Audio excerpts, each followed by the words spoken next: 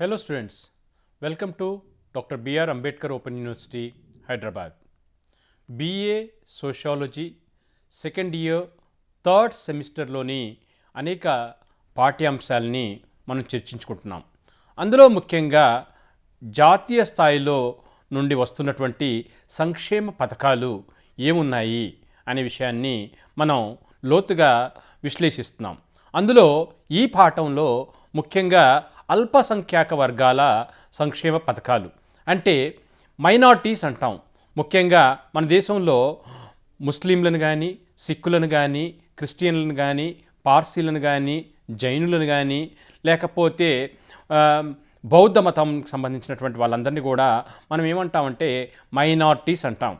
అంటే ఈ మైనారిటీస్ మతస్థులకు సంబంధించినటువంటి వారికి మరి ప్రభుత్వాలు ఎటువంటి సంక్షేమ పథకాలు అందిస్తున్నాయి అనే విషయాన్ని మనం ఒకసారి విద్యాపరంగా కావచ్చు, లేకపోతే ఆర్థిక పరంగా కావచ్చు, జీవనోపాధులకు సంబంధించినవి కావచ్చు, లేకపోతే వారి సంక్షేమానికి అభివృద్ధికి ఎటువంటి కార్యక్రమాలను అందిస్తుందనే విషయాన్ని మనం ఈ పాఠ్యాంశంలో మనం చర్చిద్దాం.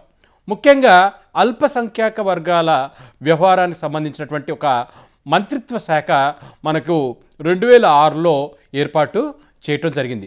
అంటే స్పెషల్ మినిస్ట్రీ అనేది ఏర్పాటు చేయటం జరిగింది. మరి వీరికి సంబంధించినటువంటి సంక్షేమ కార్యక్రమాలు ఏమి ఉన్నాయి అంటే ముఖ్యంగా ఉస్తాద్ అనే కార్యక్రమాన్ని మనం ఏర్పాటు చేసుకోవటం జరిగింది.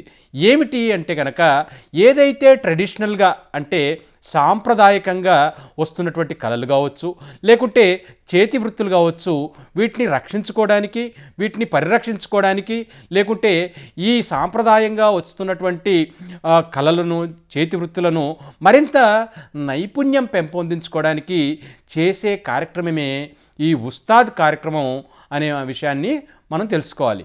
ఇక రెండో కార్యక్రమం ఏమంటే హమారీ ధరోహర్ అనే కార్యక్రమాన్ని మనకి ముఖ్యంగా ఈ సంక్షేమ పథకాల్లో ముఖ్యమైనటువంటి ఏమిటి అంటే మనకు వస్తున్నటువంటి వారసత్వాన్ని, అంటే అనేక సంవత్సరాలుగా మనకు వస్తున్నటువంటి వారసత్వాన్ని ఆ వారసత్వాన్ని పరిరక్షించుకోవటం, అంతేకాకుండా దాన్ని మనం భావితరాలకు అందించాలనే ఉద్దేశంతో చేపట్టిన కార్యక్రమమే ఈ హమారీ ధరోహర్ అనే కార్యక్రమం అని మనం తెలుసుకోవాలి. మరొక కార్యక్రమం ఏమిటంటే ఖ్వాజా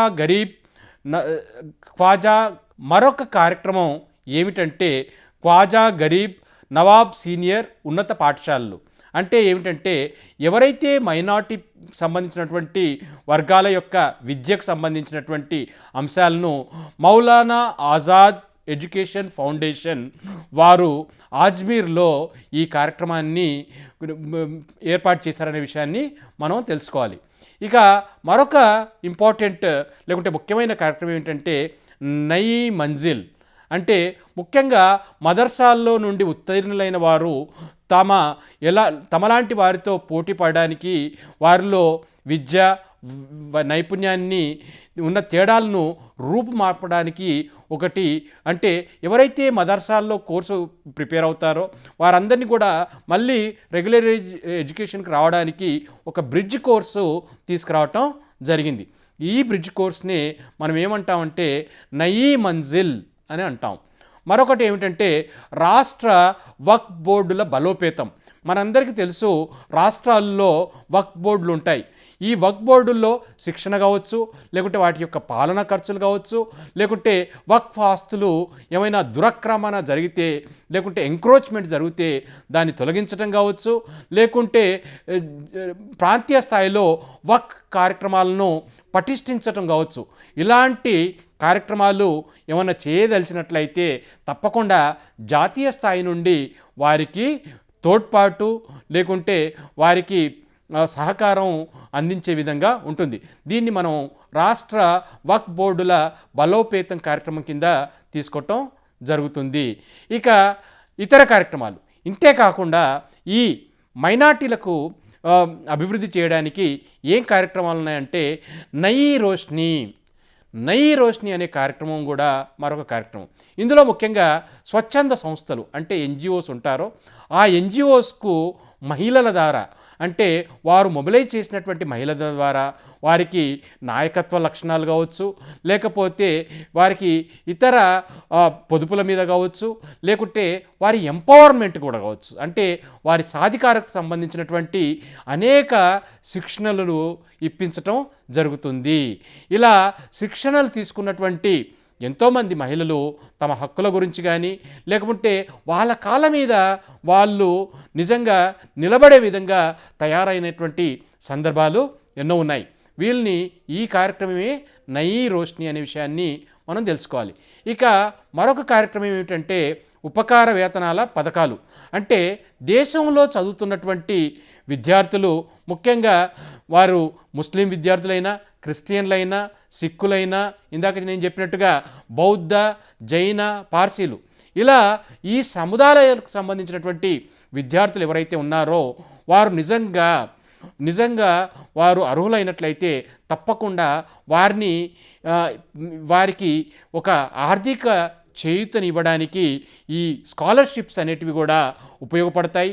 అవి ప్రీ మెట్రిక్ కావచ్చు, పోస్ట్ మెట్రిక్ కావచ్చు, లేకుంటే విదేశీ విద్యకు కావచ్చు, ఇలాంటి అవకాశాలు అనేటివి ఉన్నాయనే విషయాన్ని మనం తీసుకోవాలి. మరి మరొక ముఖ్య కార్యక్రమం ఏమిటంటే సీకో ఔర్ కమావో అంటే ఏమిటి? Learn and earn.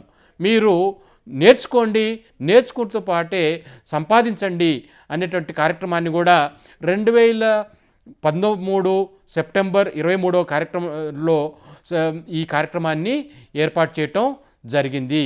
కాబట్టి ఈ కార్యక్రమం ద్వారా కూడా చాలామంది ఈ అల్పసంఖ్యాకకు సంబంధించినటువంటి వారు అంటే మైనారిటీసు లబ్ధి పొందుతున్నారనే విషయాన్ని మనం తెలుసుకోవాలి.